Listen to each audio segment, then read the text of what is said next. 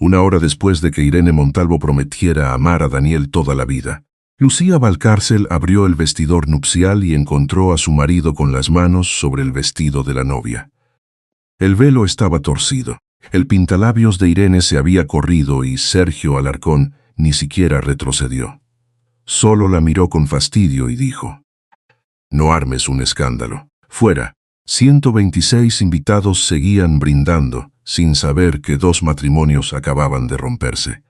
Si estuvieras en lugar de Lucía, ¿gritarías o guardarías silencio para descubrir la verdad? Suscríbete al canal y cuéntanos en los comentarios qué habrías hecho. Lucía cerró la puerta. Miró a Irene, luego la alianza de Sergio y finalmente el reloj sobre el espejo. Eran las 20:13. Hacía menos de una hora que Irene había pronunciado sus votos frente a Daniel. «No es lo que parece», susurró la novia mientras se recolocaba el escote. «Entonces, explícame por qué mi marido está aquí y por qué te oí decir que esta noche todo quedaría resuelto». Sergio avanzó con la serenidad que durante 8 años había utilizado para hacerla dudar de sí misma. Le dijo que había bebido demasiado, que interpretaba mal una conversación privada y que debía salir antes de que alguien los viera. Bien. Pero Lucía recordaba cada palabra escuchada al otro lado de la puerta. «El coche llegará a las 9:50. Tú sales esta noche. Yo iré después, cuando termine lo mío». No habían hablado de amor.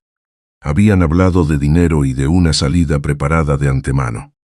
Entonces apareció Daniel, con la corbata aflojada y 2 copas de cava. Venía a buscar a su esposa para el primer baile. Las copas temblaron al ver a Irene junto a Sergio. «¿Desde cuándo?», preguntó. Irene rompió a llorar. Sergio apartó la vista. Nadie necesitó otra respuesta. Los murmullos llenaron el pasillo. Mercedes llegó entre los invitados y tuvo que sujetarse al marco de la puerta. Entonces sonaron 3 golpes secos contra una copa. Desde el patio, Tomás Valcárcel pidió que nadie abandonara la finca. A su lado, el abogado Javier Montes sostenía una carpeta cerrada. Tomás miró directamente a Sergio. «Lo ocurrido ahí dentro es vergonzoso, pero no es lo peor de esta noche». Sergio perdió el color antes de que Javier abriera la carpeta. Javier abrió la carpeta sin apartar la vista de Sergio. Tomás llevaba semanas siguiendo pagos sospechosos y pensaba interrogar a Sergio después del banquete. Pero a las 19:58, cuando los recién casados ya habían firmado y los invitados empezaban a ocupar sus mesas, el investigador envió las fotografías de Bilbao y varios mensajes en los que aparecía Irene. 10 minutos después, el banco detectó un acceso anómalo a la cuenta de Daniel. Hasta entonces, Tomás había investigado a un empleado desleal. En pocos minutos comprendió que también tenía delante a una novia implicada. La primera hoja no era una fotografía, sino una relación de pagos de Grupo Valcárcel Bodegas y Hospedaje. Tomás señaló 3 transferencias realizadas a una empresa de Zaragoza que, según los registros, había suministrado barricas de roble francés. Nadie en las bodegas recordaba haber recibido una sola. Sergio intentó hablar, pero Javier levantó otra página. Durante 16 meses, desde el departamento de compras, se habían aprobado facturas por equipos de filtrado, transporte refrigerado y mantenimiento de depósitos. Los servicios no existían. El dinero pasaba por 2 sociedades pantalla, una en Zaragoza y otra en Valencia, antes de terminar en una cuenta empresarial de Malta. La cantidad total era de 468.000 euros. Sí. Un murmullo recorrió el patio. Algunos invitados bajaron las copas. Otros miraron a Sergio como si acabaran de verlo por primera vez. Mercedes se sentó en una silla cercana porque las piernas dejaron de sostenerla. «Esto es una acusación absurda», dijo Sergio. «Esas operaciones fueron autorizadas». «Tomás», respondió sin elevar la voz, «por ti». Javier mostró los correos con las órdenes de pago, las claves de acceso utilizadas y la firma digital de Sergio. También había fotografías de él e Irene entrando en un hotel de Bilbao, 5 semanas antes. En varios mensajes, hablaban de abandonar España en fechas distintas después de la boda y de no volver a utilizar sus números habituales. Daniel seguía inmóvil. Ya no miraba a Sergio. Miraba a Irene. Entonces Javier sacó una captura enviada a las 20:07 de aquella misma noche. Irene había fotografiado la pantalla del portátil de Daniel. En la imagen aparecían las credenciales temporales de su cuenta de inversión. Daniel dio un paso hacia ella. Ese ordenador estaba en nuestra habitación. Irene apretó el ramo contra el pecho. Sergio dijo que solo necesitaba comprobar unos datos. «Y tú entraste allí después de casarte conmigo». No hubo gritos. La decepción en la voz de Daniel hizo que Irene bajara la cabeza. Tomás hizo una señal al responsable de seguridad. 2 empleados entraron empujando 2 maletas negras y un maletín rígido, encontrados en un almacén junto a la salida de servicio. Una maleta contenía la ropa y los documentos de Irene. La otra, varias prendas y papeles de Sergio que ella debía llevar por adelantado. Había una reserva a nombre de Irene para un vuelo nocturno a Milán y otra a nombre de Sergio para 9 días después. Un coche debía recoger únicamente a Irene a las 21:50. La boda no había sido el comienzo de una vida. Había sido la última puerta de un plan preparado con meses de antelación. Sergio miró hacia la entrada de la finca, calculando la distancia hasta el aparcamiento. Tomás lo advirtió. «No vas a marcharte». Lucía sintió que el aire se volvía más frío cuando su padre se acercó a ella. «Hay algo más», dijo. «Sergio no solo robó a la empresa ni utilizó a tu hermano». Javier retiró un documento del fondo de la carpeta. En la última página aparecía el nombre de Lucía y una firma casi idéntica a la suya. Ella la observó durante varios segundos. «Yo nunca firmé esto». Lucía sostuvo el documento con ambas manos. La firma imitaba la inclinación de sus letras y hasta el pequeño trazo bajo el apellido. Solo había un detalle incorrecto. Ella nunca escribía la fecha con barras. Siempre utilizaba puntos, una costumbre aprendida de su abuela. Javier colocó junto al documento una copia de su firma auténtica. «La solicitud se presentó hace 3 meses», explicó. «Pedía una disposición anticipada de 137.000 euros». Lucía levantó la vista. «¿De qué dinero?». Tomás tardó unos segundos en responder. Aquel silencio le dolió casi tanto como la falsificación. Doña Amalia Ortega, la abuela de Lucía, había dejado participaciones en Ortega Patrimonio Familiar S.L., además de 2 propiedades en Madrid y Segovia. El conjunto estaba valorado en aproximadamente 1,3 millones de euros. Lucía obtendría el control completo al cumplir 35 años. Faltaban 12 días. La sociedad gestora había enviado durante 2 años cartas certificadas y varios burofaxes al domicilio de Lucía. Ella no había recibido ninguno. Javier mostró los justificantes de entrega. En 3 aparecía la firma de Sergio. La solicitud falsa afirmaba que Lucía necesitaba dinero para rehabilitar una casa rural en Segovia. El banco detectó diferencias en la firma y bloqueó la mayor parte de la operación, pero una transferencia menor alcanzó una consultora vinculada a Sergio antes de que saltara la alerta. Lucía sintió vergüenza, casi de forma automática. Había vivido en aquella casa. Había compartido con él las claves del buzón, las facturas y la confianza de no revisar cada papel. Entonces recordó una mañana en que Sergio había retirado un sobre de sus manos diciendo que era publicidad bancaria.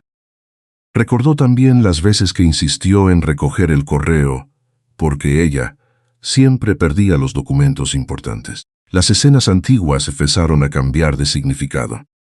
Las llamadas que él cortaba al verla entrar. Las cenas con proveedores que terminaban pasada la medianoche. El perfume dulce que alguna vez encontró en su chaqueta. Su interés repentino por el presupuesto de la boda de Daniel y por la habitación donde los novios guardarían sus pertenencias. También recordó algo más íntimo. Cada vez que Lucía hablaba de ampliar su estudio de arquitectura, Sergio sonreía y decía que su familia podía permitirse financiarle un pasatiempo. Después añadía en tono amable que él era el único que valoraba de verdad su talento. Durante años, aquella frase le había parecido apoyo. Ahora entendía que también era una forma de aislarla. Sergio se acercó un paso. Tu padre está utilizando esto para controlarte. Siempre lo ha hecho. Lucía miró a Tomás. Su padre no negó de inmediato. Había sospechado durante meses y había decidido investigar sin contarle nada. Necesitaba pruebas, dijo él. No quería que te enfrentases a una acusación sin fundamento. Decidiste por mí, respondió Lucía. Tomás bajó la mirada. Por primera vez aquella noche, no encontró una defensa rápida. Sergio aprovechó la grieta. Vámonos a casa. Allí podrás pensar sin que todos te manipulen.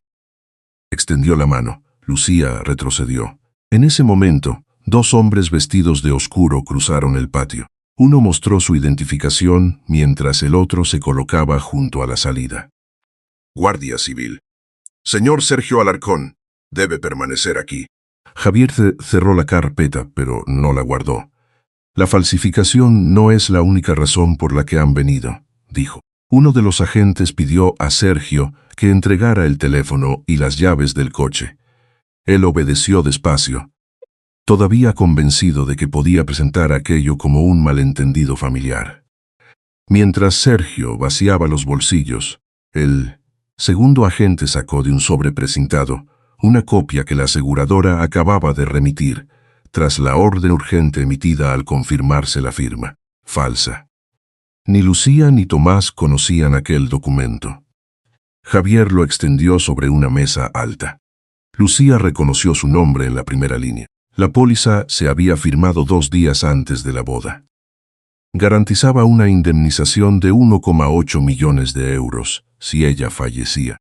El beneficiario no era Sergio, al menos no de forma directa, sino Alarcón Consultoría Enológica S.L., una sociedad vinculada a él y sin actividad real conocida.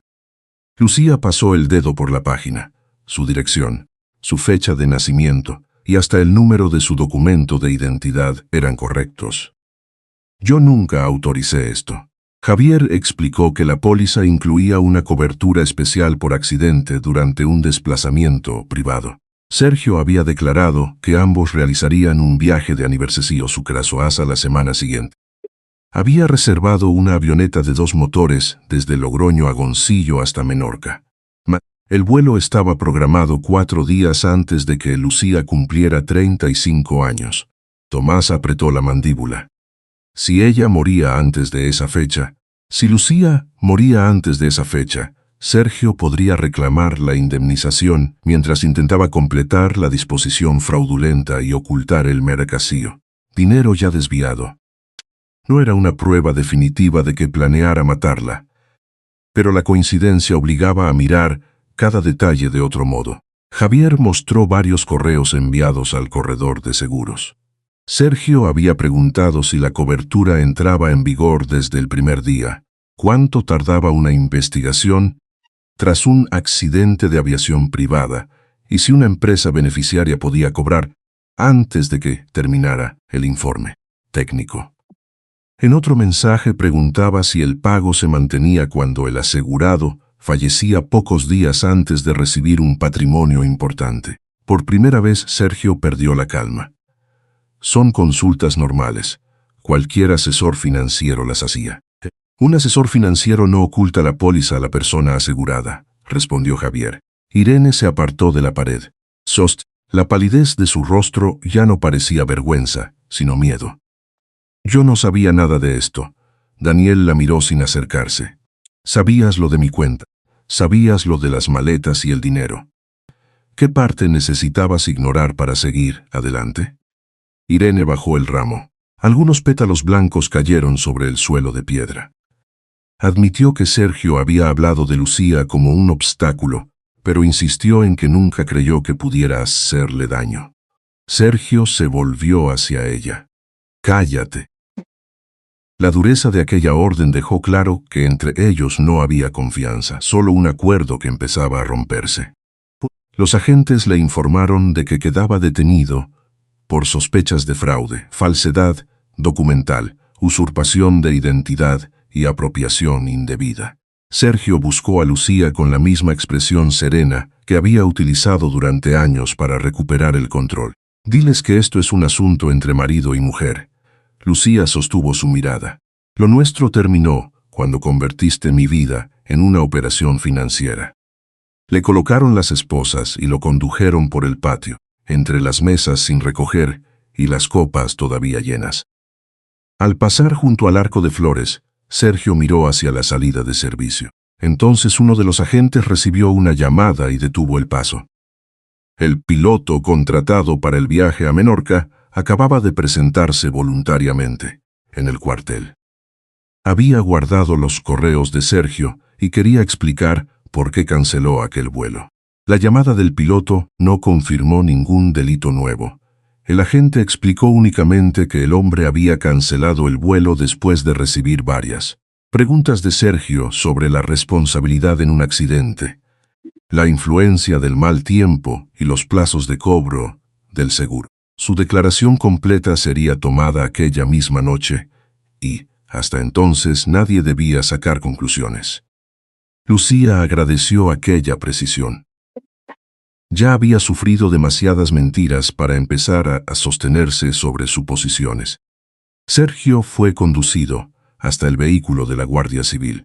Al pasar frente a las mesas, varios invitados apartaron la vista. Irene permaneció sentada junto a la mesa nupcial, con el vestido arrugado y el ramo apoyado en el suelo. Daniel se quitó la alianza y la dejó sobre el mantel, junto a dos copas intactas. «No vuelvas a acercarte a mí», dijo. No levantó la voz. Irene intentó pronunciar su nombre, pero él se marchó antes de que pudiera terminar. Mercedes pidió a los invitados que abandonaran la finca. Tomás fue despidiéndolos uno por uno, con una cortesía que parecía absurda en medio del desastre. Nadie volvió a encender la música. Cuando retiraron la tarta, la figura de los novios seguía en lo alto, inclinada sobre una crema que empezaba a perder la forma. Esa noche, Tomás llevó a sus hijos a la casa familiar de Logroño. Mercedes ayudó a Lucía a quitarse los pendientes y a soltar las horquillas del peinado. Frente al espejo, Lucía apenas reconocía a la mujer que había entrado en aquella finca unas horas antes. «Debería haberlo visto», murmuró. Su madre dejó una horquilla sobre la cómoda. No, él no debería haberlo hecho. Poco después de las 2 de la madrugada, Daniel llamó a la puerta. Llevaba un pantalón de chándal y una sudadera vieja de la universidad. Se sentó en el suelo, apoyado contra la cama, como cuando eran adolescentes y buscaban refugio en la misma habitación. «Lo peor es que todavía quiero saber si alguna parte fue real», admitió. Lucía tardó en responder. «Yo también echo de menos a la persona que creía que era Sergio». Permanecieron en silencio hasta que ella dijo algo que ambos necesitarían recordar durante los meses siguientes. «No nos engañaron porque fuéramos débiles. Nos eligieron porque sabían que confiaríamos». En los días posteriores, Lucía presentó la demanda de divorcio y solicitó el bloqueo de los bienes comunes. Daniel inició el procedimiento para anular el matrimonio por engaño deliberado. La empresa encargó una auditoría externa y los investigadores retiraron ordenadores, teléfonos y cajas de documentos. La historia llegó a Internet antes del lunes. Alguien había grabado la detención junto a la Torre de Cava. Las imágenes aparecieron acompañadas de titulares crueles y comentarios de desconocidos que discutían si Lucía había sido ingenua o si Daniel debía haber golpeado a Sergio. Lucía miró la pantalla durante menos de 3 minutos. Después borró las aplicaciones y dejó el teléfono boca abajo. Sergio intentó llamarla desde dependencias policiales. También envió mensajes a través de su abogado. Lucía no contestó. En cambio, acudió a cada reunión con la fiscalía, revisó sus propios documentos y pidió que nadie tomara decisiones en su nombre. 6 semanas después, entró en el juzgado de Logroño junto a Daniel. Esperaban una audiencia técnica sobre las cuentas bloqueadas, Entonces se abrió la puerta lateral. Irene apareció sin maquillaje, vestida con un traje gris y acompañada por una fiscal. Javier se inclinó hacia Lucía. Ha aceptado colaborar. Irene evitó mirar a Daniel cuando tomó asiento frente a la jueza. La fiscal le recordó que estaba obligada a decir la verdad y que su colaboración no borraría su responsabilidad. Ella asintió, apretando las manos sobre las rodillas. Contó que Sergio se le acercó 11 meses antes de la boda, durante una presentación de vinos en Madrid. Al principio habló de trabajo. Después empezó a escribirle por las noches. Decía que Lucía era distante, que su matrimonio llevaba años terminado y que solo seguían juntos por la presión de Tomás. También describía a Daniel como un hombre bueno, pero fácil de manejar. Me dijo que confiaba demasiado en la gente que quería, admitió Irene. Daniel bajó la vista. Lucía le rozó la mano debajo de la mesa, sin apartar los ojos de la testigo. Según Irene, Sergio fue construyendo el plan por etapas. Primero le habló del patrimonio que Lucía recibiría al cumplir 35 años. Después preguntó cuánto sabía Daniel de las cuentas familiares. Cuando Irene se comprometió con él, Sergio entendió que la boda le daría acceso a habitaciones, ordenadores y documentos sin despertar sospechas. La noche del enlace, Irene debía fotografiar las credenciales temporales de Daniel. Sergio utilizaría ese acceso para mover dinero antes de que los bancos abrieran a la mañana siguiente. Irene viajaría sola a Milán aquella misma noche. Sergio permanecería en España. Fingiría que ella lo había utilizado y se reuniría con ella 9 días después, tras el supuesto viaje a Menorca, con Lucía que se negaba a explicar. Los billetes, las maletas y el coche estaban preparados antes de que Irene entrara en la iglesia. La fiscal cambió de carpeta. ¿Le habló de la póliza de vida de Lucía? Irene tardó en contestar. Dijo que Sergio nunca explicó un plan concreto, pero sí repetía que Lucía se había convertido en un obstáculo. Una vez afirmó que todo sería más sencillo si ella dejara de estar en medio. Irene quiso creer que hablaba del divorcio.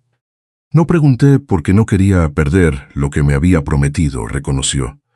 Quería el dinero, y quería que me eligiera.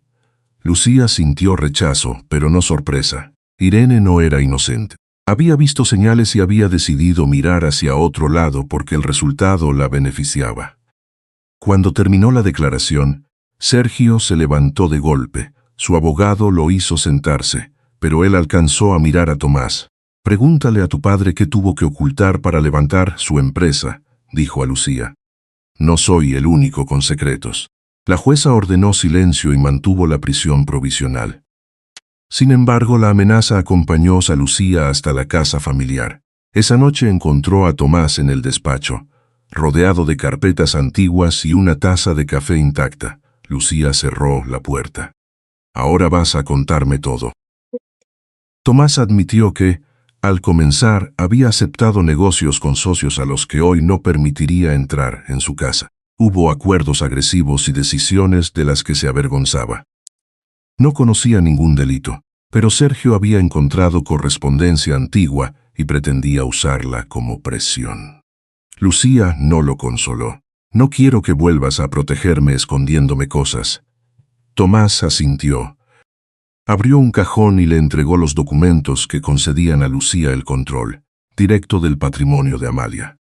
Después, señaló una cláusula que Sergio no había comprendido. Si alguien intentaba acceder a esos bienes mediante una firma falsa, la sociedad gestora quedaba autorizada a entregar a la justicia todos los primártulos, movimientos, comunicaciones y cuentas vinculadas. Javier llamó pocos minutos después. La falsificación de Sergio había activado aquella cláusula, y los primeros documentos recuperados demostraban que Sergio no había actuado solo y que parte del fraude seguía dentro de la empresa. Los documentos entregados por la sociedad gestora permitieron seguir el dinero más allá de las 2 empresas conocidas. En menos de 3 semanas, los investigadores localizaron cuentas vinculadas a Sergio en Malta, una sociedad, sin empleados en Valencia, y varios pagos, aprobados por personas que trabajaban dentro de Grupo Valcárcel. Las cuentas quedaron bloqueadas. 2 empleados fueron interrogados. Uno admitió que había validado facturas sin comprobar la mercancía porque Sergio le prometió un ascenso. El otro aseguró que solo seguía órdenes, pero los correos demostraron que recibías una comisión por cada pago autorizado. El corredor que tramitó el seguro de Lucía perdió su licencia después de reconocer que no verificó personalmente el consentimiento de la asegurada. Había aceptado los documentos enviados por Sergio porque era un cliente recomendado y porque la operación generaba una comisión elevada. La declaración completa del piloto confirmó lo que la Guardia Civil había adelantado la noche de la boda. Sergio le había preguntado repetidamente por las consecuencias legales de un accidente, la influencia del mal tiempo en una investigación y el plazo habitual para cobrar una indemnización.